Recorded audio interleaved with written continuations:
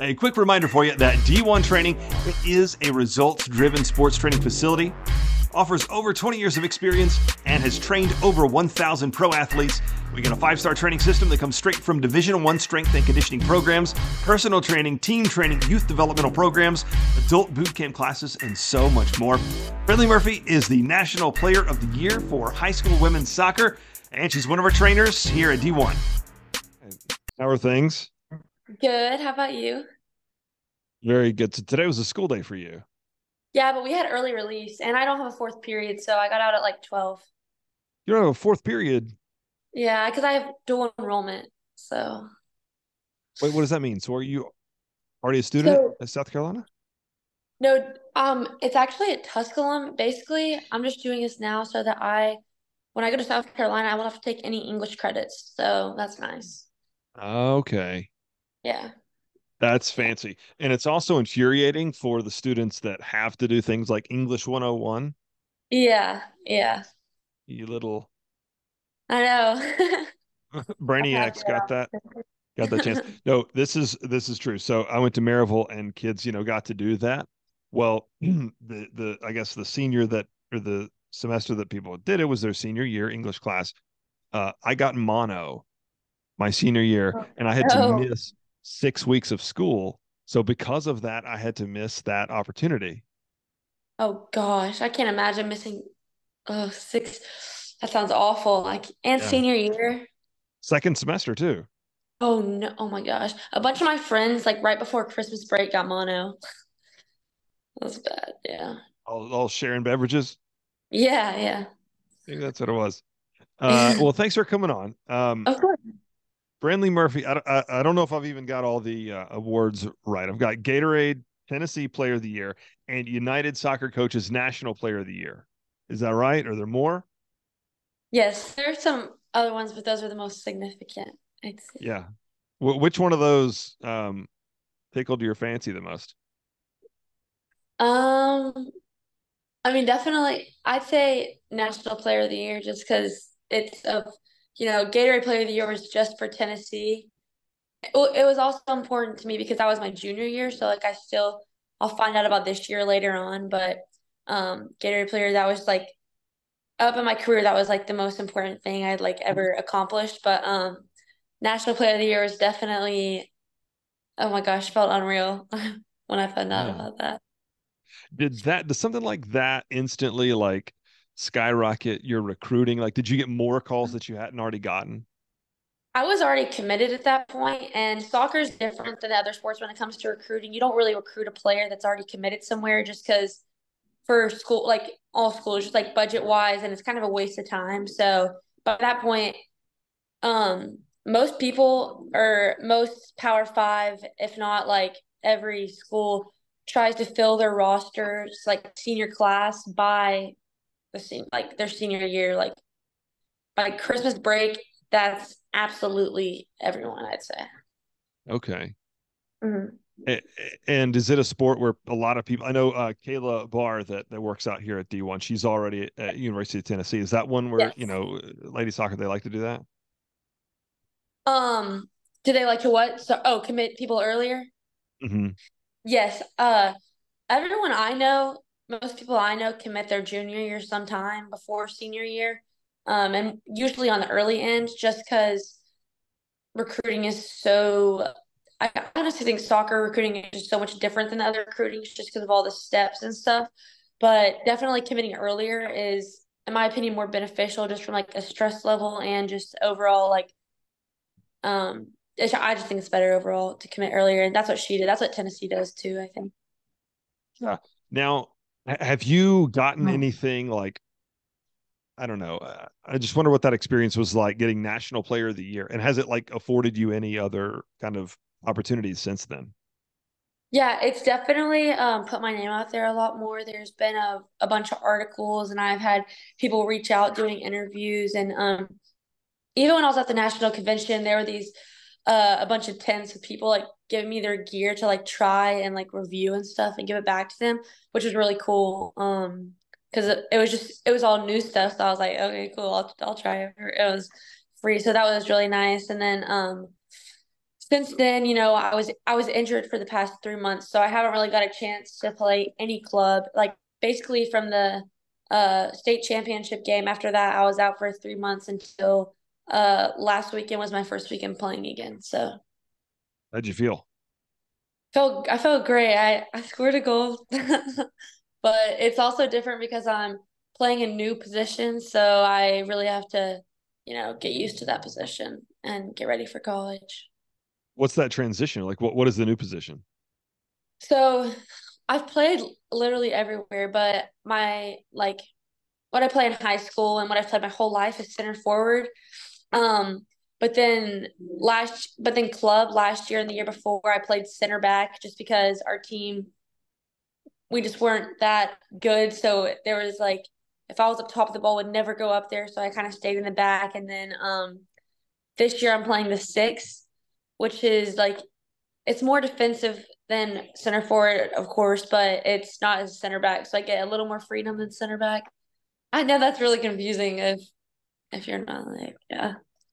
But No, no. I like it. I like it. Yeah, yeah. I'm actually a soccer guy, so that's my Oh, okay. yeah, Sorry. here at D1 there's a lot of, there's folks that work with D1 that are, from all different sports, but that actually is my sport. Yes, okay, okay. So I'm a fan. But yes, you've been very involved in D1 both as an athlete and when you talk about that recovery process, I was actually just talking with somebody earlier today and they're like that Brinley Murphy she is a dog. She gets after it. She works so hard. And what was that recovery process like? And how did a guy like, I guess you're working with Ryan, how did that Yeah. sort of help you get where you want to go? So I've never had an injury before and like well, I've never had injury. So that was my first injury and it was a long injury. So throughout that I was training with Ryan before the injury, like my junior year because he's absolutely the best ever. I think he is so amazing. So when I was in a cast and crutches, I was doing upper body work with him at D1, which was really hard because I'd have to like crutch around and just do upper body. And then I started doing PT at D1 once I was out of my boot and stuff and ready to start, moving forward with the process. So I would be doing PT there with TOC for an hour, and then I'd go train with Ryan for an hour and a half. And um, Ryan really brought me back. Like I'd say I'm back at like 100% now, and it would not be possible without Ryan. He made a world of difference. Like I feel like I'm coming back from the injury, and I feel a lot faster than I was before, and just stronger all around. So, I believe that the injury was the best thing that could have happened because I got to focus on other things. So that was like the main thing during the injury that I had to focus on is like I can't look at this in a negative way. I have to look at this as like a positive and how it's going to help me because if I'm just thinking negatively about it, it's not going to help me in any way. Yeah, that's a cool way of looking at it. Uh, but what I find neat is so you have been an athlete here and now you've kind of transitioned to doing some training and coaching yourself. What do you think about that? I like it a lot. I have a bunch of different kids I train and they have so much potential. I love training them. It's definitely different. I've trained people before, but just been like family that have been like, "Hey, can you train?" And I'd train them and stuff. But I love it.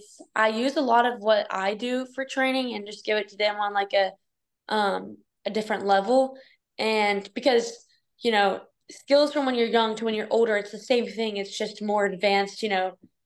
Improving the skill. So it's all the same thing. So I take them through a lot of drills that I do and I like it a lot. It really makes me like when I'm training them, it makes me like, okay, well, I need to focus on this when I do this also. So Yeah, yeah. Now, do you work with kids of all ages? yeah, the youngest I work with is like probably kindergarten through 8th grade. So Oh, wow. Well, pretty there's a young. little ad for you. If you want to work with your kid to work with the National Player of the Year, call D1. Brandley will take care of you. Now we talk about your club playing and you're going to stick around through the summer. I just had a conversation with the coaches from 865 Alliance, the WPSL. I guess Coach Yes. DeFries is going to be your coach. I know nothing about NPSL and the WPSL aside from what I've read. What is that experience going to be like for fans and even the players this summer? Okay, so I'll say as like a fan, and I mean a player and then a fan. But so last year we did WPSL, but it was just called Knoxville Force, and it was amazing. I got to play against a bunch of the girls. I don't know if you're familiar with this one girl. She plays for uh Alabama. Her name's I drawing a blank on her name, but she was like the best player on their team. Like she like had the goal record for their regular SEC season, and then another girl from Vanderbilt. Like we were playing against all these girls that are big SEC players and are making big impacts on their team. So it was amazing to just go with that low. And also when I was a junior, so it was different.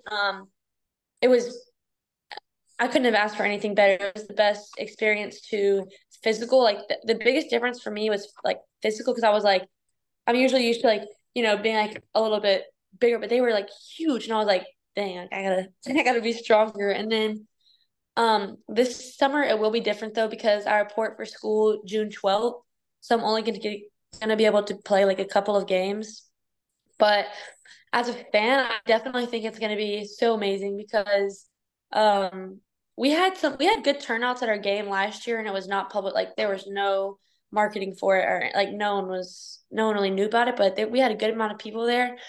And even some of our away games there was a lot of people. So I think this is great, especially for just female soccer because we have, the one Knox, the men's team, but there's not really like a semi-pro or anything girls team in Knoxville. So I think that'll be great also. And another thing I know that 865 was really hitting on is that they're all like locally grown players, which is so much cool. Like, everyone is from Knoxville, like of all ages. So that's cool too that, you're playing with everyone you know.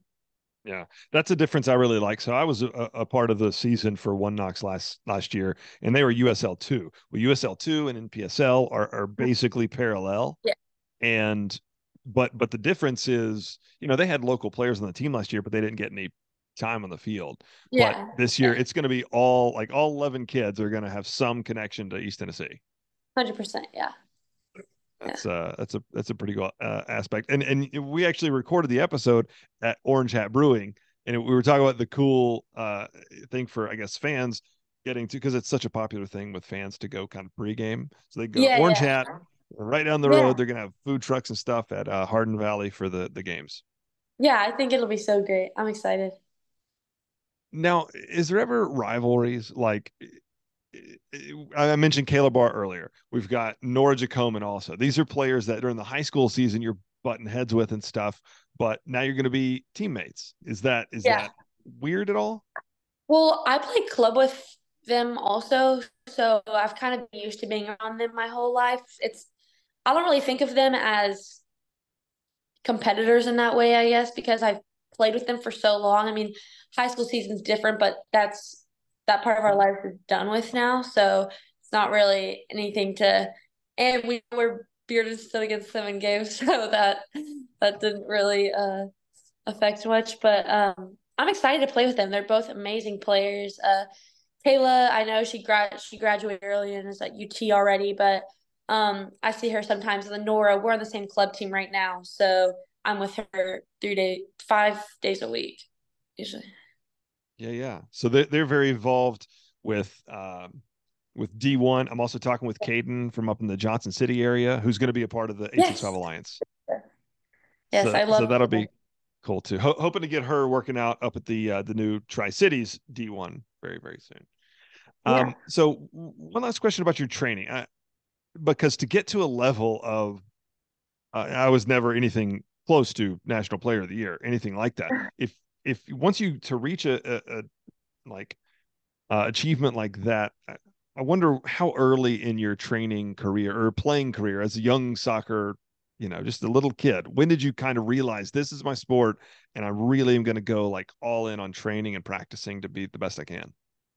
um, honestly, for as long as I can remember, my dad has always been like you can be the best. You got to do this, and all my family, like my dad and grandfather definitely have been the strongest pushing. And as I've gotten older, my mom has definitely, you know, been more pushing towards it too. But just as like a kid, I remember being in like elementary school and we would stay at the beach all summer.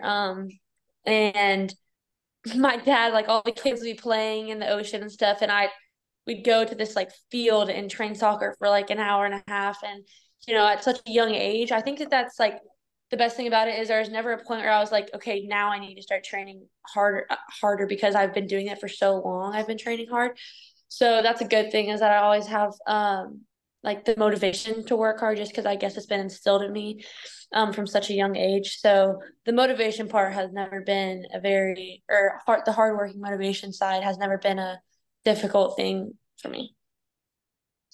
Was there ever another sport that caught your eye and you thought, had to make a decision between the two? So I played basketball up until this year, with Bearden and like all growing up. Like last year we won state and everything, and it was amazing. And I love basketball so much, especially because my sister plays. She also trains at D1 and she is amazing. She's starting to get college looks and everything. Um, but I never I never like trained extra on basketball. Like I don't remember a day where I was ever like shooting outside my house. I just never really had like the same passion for basketball that I did for soccer.